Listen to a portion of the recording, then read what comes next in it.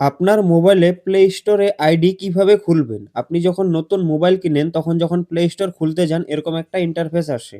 Google Play Store ID, Gmail ID, Google ID এগুলো কিন্তু সব একই। তো এখন আমি একটি প্লে স্টোর আইডি খুলে দেখাচ্ছি। সবার ১ম এরকম একটা ইন্টারফেস পাবেন। এখানে একটা অপশন পাবেন সাইন ইন। এই অপশনটার উপরে একবার ক্লিক করে দিবেন। এখন এখানে একটা এরকম ইন্টারফেস আসবে। আপনার যদি আগের থেকে কোনো Gmail আইডি থাকে তাহলে সেটা এখানে লগইন করতে পারেন। তো আমরা যেহেতু একটি নতুন প্লে স্টোর আইডি খুলবো তার জন্য এখানে একটা অপশন পাবেন দেখুন নিচে ক্রিয়েট অ্যাকাউন্ট এটার উপরে ক্লিক করবেন। এখানে ৩ টা অপশন আসবে। সবার উপরের অপশনটায় ক্লিক করবেন। ফর মাই পার্সোনাল ইউজ এই অপশনটার উপরে ক্লিক করবেন। ক্রিয়েট গুগল অ্যাকাউন্ট এখানে আপনার নাম দিতে হবে। আপনি যে নামে প্লে স্টোর আইডিটা খুলতে চান বা Gmail আইডি খুলতে চান। তো এখানে সবার ১ম এ নাম দিয়ে দিবেন। এইখানে একটি ফার্স্ট নেম দিয়ে দিবেন আপনি যে নামে Gmail আইডিটা বা প্লে স্টোর আইডি ক্রিয়েট করতে চান। তারপরে এখানে একটা অপশন আছে সারনেম। আপনি সারনেম চাইলে দিতে পারেন বা এটা অপশনাল আছে। কিন্তু আমি সারনেমও দিয়ে দিলাম। মেট্রো আর্য। এখানে দেওয়ার পরে নেক্সট অপশনের উপরে ক্লিক করলাম।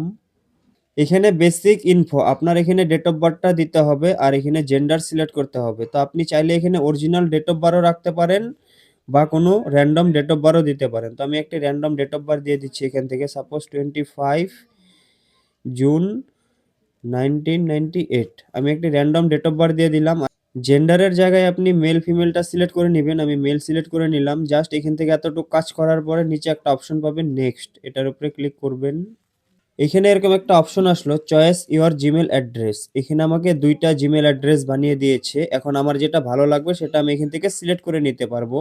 আপনারও হয়তো মোবাইলে এরকম ২ টা জিমেল অ্যাড্রেস বানিয়ে দেখাবে যে আপনার কোনটা ভালো লাগে। তো আমি সবার উপরেরটাই নিয়ে নিলাম metro@gmail.com এটার উপরে আমি টিক করে দিলাম। দেওয়ার পরে নিচে একটা অপশন পাবেন দেখুন নেক্সট এটার উপরে একবার ক্লিক করবেন।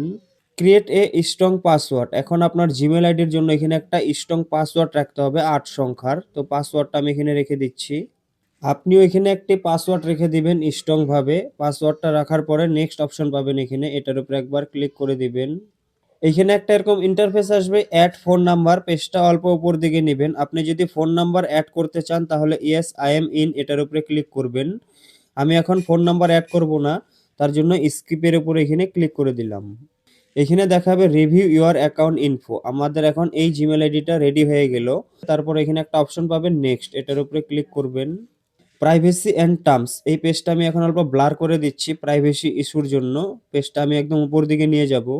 পেজটা একদম উপর দিকে নেওয়ার পরে নিচে একটা অপশন পাবেন দেখুন আই এগ্রি এটার উপরে ক্লিক করবেন। এখানে এরকম একটা ইন্টারফেস আসবে Google service backup device data এটা অন থাকবে এটা অনই রাখবেন। রাখার পরে নিচে একটা অপশন পাবেন দেখুন অ্যাকসেপ্ট এটার উপরে একবার ক্লিক করবেন। এখন কিন্তু আমাদের প্লে স্টোরটা এখানে ডাইরেক্ট খুলে যাবে। এখানে আরেকটা পপআপ চলে আসলো এখান থেকে অ্যাকসেপ্ট করে দিবেন।